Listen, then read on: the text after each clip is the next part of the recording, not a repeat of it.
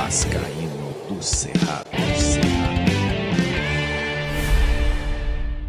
Fala galera vascaína, eu sou o Thiago Fontes, falo direto de Brasília, Distrito Federal, tô de volta com ela que também tá de volta, a ressaca ruim do dia seguinte, depois a gente passar 5 rodadas aí sem ter estresse, sem passar raiva.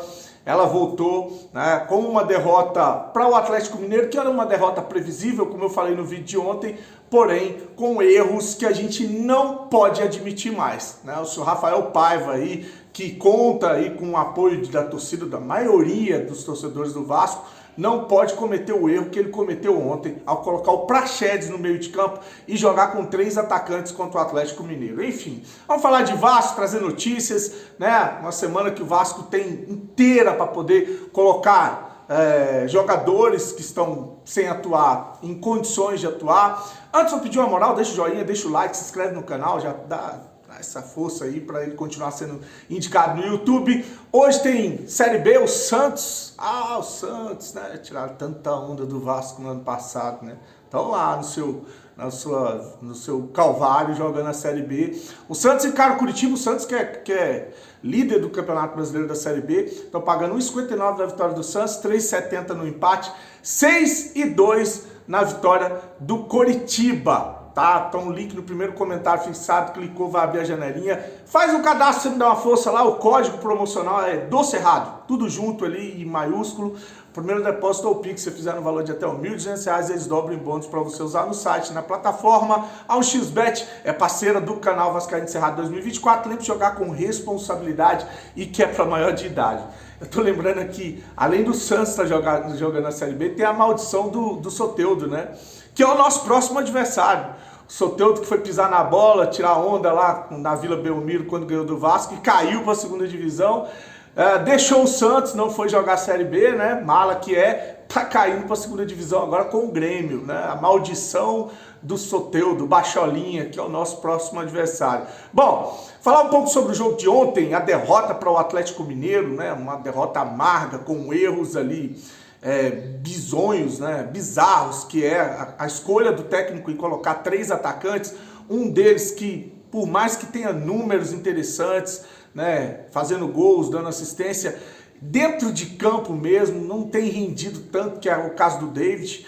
O Adson, há 2 jogos, antes do jogo contra o Atlético Goianiense, sentiu uma dor na coxa, uma lesão, início de uma lesão, seria até dúvida para o jogo contra o Atlético Goianiense, já em 2 jogos já não joga o que vinha jogando antes. Então a gente perde com esses 3 jogadores no ataque e o Praxedes no meio de campo. Não dá, é o mesmo erro que cometia o Álvaro Pacheco. Você vai lembrar, 3 atacantes com o Galdames no meio de campo.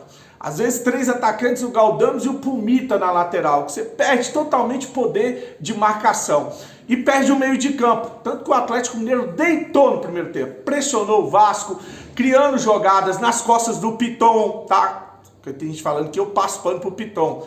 Não, o erro no primeiro gol também ele é muito por parte da falta de cobertura do Piton, os caras deitando, o Scarpa deitando e rolando ali na lateral, e o Léo, que é o zagueiro que faz essa cobertura. O Léo é o cara, porque o Piton é um jogador que é utilizado muito como ala, o Léo é que é para fazer essa cobertura, e nada, deitaram e rolaram nas costas do Piton. O Paulo Henrique sabe que ali é o setor mais difícil de chegar, porque é um jogador de velocidade, jogador de marcação, tanto que ganhou a posição como titular, e agora os técnicos estão entendendo que é melhor jogar nas costas do Piton. Então o Vasco vai ter que corrigir essa marcação, senão a gente vai continuar tomando gols como a gente tomou de ontem, que a bola é cruzada com muita facilidade nas costas do Piton, e no lado do setor direito faltou ali, porque estava o Michael, o PH e um volante. Eram para ter feito a cobertura e não fizeram. O Hulk cabeceou sozinho para o gol, fazendo ali o primeiro gol do Atlético, que teve volume, teve posse, teve condições e foi muito mais time no primeiro tempo. Depois que tira o Praxedes e entra com outros jogadores, o Vasco equilibra e consegue chegar mais, mas como eu falei ontem, o Atlético administrou a partida e tentou nos contra-ataques criar alguma situação, mas administrou a partida e conseguiu a pontuação, a vitória. O Vasco perde depois de uma sequência e fica algumas lições para o Rafael Paiva. Praxedes não dá. Outra coisa, né? O Vasco vai pegar agora uma sequência de jogos em casa, né? Primeiro vai jogar contra o Grêmio, e que nem vai ser na Arena do Grêmio, por causa do que aconteceu lá no Sul, deve ser na Arena Condá, jogo da Chapecoense. Quem assistiu o jogo do Grêmio ontem, às 11 horas contra o Vitória, viu que o Grêmio é um time que não cria muito, depende muito do Soteldo. Se marcar o Soteldo, do Grêmio não tem jogadores para resolver ou desequilibrar na partida. Dá para vencer o Grêmio, dá para buscar esses pontos contra o Grêmio e depois vir jogar em São Januário. Encarou o Grêmio, que é o nosso próximo adversário, né? A gente encara o Grêmio, a gente vai pegar 5 jogos, uma sequência de 4 como mandante. Vasco e Bragantino, Vasco e Atlético Goianiense. Não, porque depois do Grêmio a gente joga em Goiânia contra o Atlético Goianiense, a Copa do Brasil, o primeiro jogo da Copa do Brasil. Aí depois são 5 jogos, 4 como mandante, né? Vasco e Bragantino, Vasco e Atlético Goianiense, os dois em São Januário. Aí Vasco e Fluminense, que não pode jogar em São Januário, por causa do BEP que não autoriza. E eu levaria esse jogo para Guiana Francesa. Eu levaria esse jogo para fazer a pior logística para o Fluminense. Já expliquei por quê. 3 dias depois eles encaram o Grêmio na Libertadores. Depois Criciúma e Vasco e Atlético Paranaense. Vasco como mandante contra o Bragantino, Atlético Goianiense, Fluminense e contra o Atlético Paranaense. É ali a arrancada para a gente fazer a pontuação para nos dar ali um distanciamento dessa zona de risco, que eu ainda falei, a gente ainda briga para fugir, lógico, uma situação mais cômoda, mas briga para fugir dessa parte de baixo do Campeonato Brasileiro. Agora a gente ganha peças importantes para a sequência do campeonato, porque ontem estreou 3 reforços, né? O Coutinho, que ainda sem ritmo, 3 meses sem jogar, né? O tal do Emerson Rodrigues, que eu vi gente elogiando, eu vi gente criticando, vou dar um tempo, né? Acho que ontem não dá para avaliar o futebol do cara com a pressão que ele entrou ontem contra o Atlético Mineiro, com o time perdido como estava do Vasco, que ainda conseguiu equilibrar e jogar no segundo tempo, e o outro foi o Alex Teixeira, que estava 7 meses sem jogar. E ainda correu, ainda roubou bola, foi importante ainda nesse segundo tempo do Vasco. Agora falta o Souza, né? Falta o Souza e a volta do Paê. Na entrevista coletiva, o técnico Rafael Paiva disse que o Paê já está treinando e que deve voltar contra o Grêmio. Aí, meu amigo, é o que eu falei, é aprender com o que aconteceu ontem. Vai repetir essa pataquada de botar 3 atacantes, de repente meter um Paê ou um Coutinho no meio de campo? Nós vamos jogar muito exposto, não pode fazer isso. Se for jogar com um Coutinho ou Paê, ou com um Coutinho e Paê, vai ter que abrir mão de muita coisa, principalmente de jogar com o David e o Adson, ou com o Adson só e o Verratti, não dá para jogar com 3 atacantes, com esses meias, que a gente vai voltar a ser vulnerável, vai voltar aquela pressão em cima dos volantes e dos zagueiros do Vasco, que não dão conta do resultado, né? E seu Pedrinho, cadê o zagueiro? Cadê o zagueiro? Porque, olha, o tal do André Ramalho, desde que entrou lá no Corinthians, ontem ganhou do Bahia lá em Salvador sem tomar gol. O cara tomou conta da zaga. O Lianco estreou ontem, Atlético Mineiro, não tomou gol do Vasco, né? Outro, quer ver outro que a gente especulou? Foi o Lianco, o André Ramalho. Não, especulou só os dois. E outro que estreou ontem, que a gente ficou criticando, que era o time de velho, que é o Thiago Silva, jogou contra o Cuiabá lá e não tomaram gol. Então, quer dizer, zagueiros que entraram e mudaram a situação defensiva dos times. Enquanto que o Vasco vai ter que ir levando até o final do Campeonato Brasileiro com o Maicon e Léo Pelé. Aí não dá, né? Não dá. Eu estou contextualizando aqui para mostrar que o erro não é só deles, tá? Muita coisa errada no jeito do Vasco jogar, principalmente exposto como jogou contra o Atlético Mineiro, né? Mas não dá para ter só Maicon e Léo Pelé até o final do Campeonato Brasileiro. Isso é um absurdo.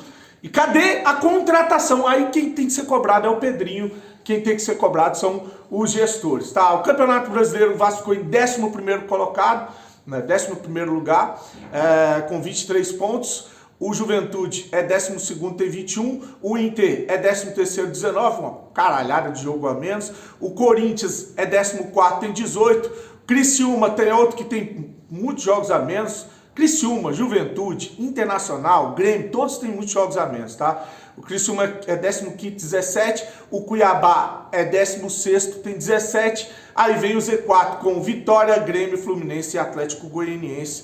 Tá aí o Vitória 15, o Grêmio 14, o Fluminense e o Atlético Goianiense 11. O Fluminense saiu da lanterna, agora é vice-lanterna do Campeonato Brasileiro. Para mim, pelo que eu tô vendo hoje do Campeonato Brasileiro, a minha opinião, e eu quero a sua opinião sincera, 2 times estão na segunda divisão pelo futebol que estão jogando, né, no Campeonato Brasileiro e a situação na tabela. Acho que o Atlético Goianiense e o Vitória, os 2 times caem. Os 2 times. Sobram 2 vagas. 2 vagas. Uma é o Fluminense. Acho que o Fluminense cai. Por quê? Porque o Fluminense não vai abrir mão de jogar Libertadores e Copa do Brasil. Vai querer abraçar as 3 competições e não tem elenco para jogar as 3 competições. O Fluminense, doutor, não tem aquele negócio de peixe morre pela boca? O Fluminense vai ser o peixe que vai morrer pela boca. Porque eu duvido o Fluminense a botar jogador reserva na Libertadores e na Copa do Brasil para priorizar o Campeonato Brasileiro. Eu duvido. E eles não têm elenco para disputar as 3 competições. Então, para mim, esses 3 estarão na segunda divisão. Atlético Goianiense, Vitória e Fluminense pode me cobrar depois. Sobra uma vaga. Uma vaga. O Grêmio é um. O Cuiabá é outro, o Criciúma é outro. 3 fortes candidatos para essa uma vaga e outros 3 candidatos que eu acho improváveis, mas que brigam também. Um é o Juventude e o Vasco. Juventude vem fazendo um bom campeonato, tem um elenco bacana. O Vasco agora deu uma respirada, tá chegando reforço, tem um padrão, tá jogando melhor, né? Mas ainda tá ali nessa briga. Eu acho improvável, mas ainda tá ali nessa briga. E o Corinthians, que eu acho que o Corinthians não cai. O Corinthians agora organizou a defesa, né? Tem lá o Ramon Dias, já tá começando a buscar os pontos, já saiu da zona de rebaixamento, né? Já não tá no Z4, é 14º colocado. Então acho que o Corinthians, Juventude e Vasco, acho que são improváveis. Vão brigar também, tá? Ali nessa parte de baixo, mas não cai. Agora, Grêmio, Cuiabá e Criciúma brigam por essa última vaga. É minha opinião. Minha opinião, deixa a sua opinião, que você acha que cai no Campeonato Brasileiro, com a foto, o retrato é de hoje, tá, gente? Amanhã pode ser totalmente diferente, né? Chegou reforço, encaixou, o time voltou a jogar bem, o outro time oscilou, tá jogando mal, pode acontecer. Mas para mim, dentro do retrato que eu tô vendo hoje do Campeonato Brasileiro, fica assim: Atlético Goianiense, Vitória, Fluminense cai e Criciúma, Grêmio e Cuiabá brigam pela última vaga, ou contra a última vaga. Deixe seu comentário, curte, tamo junto, um abraço, um dia abençoado, fique com Deus e saudações vascaínas.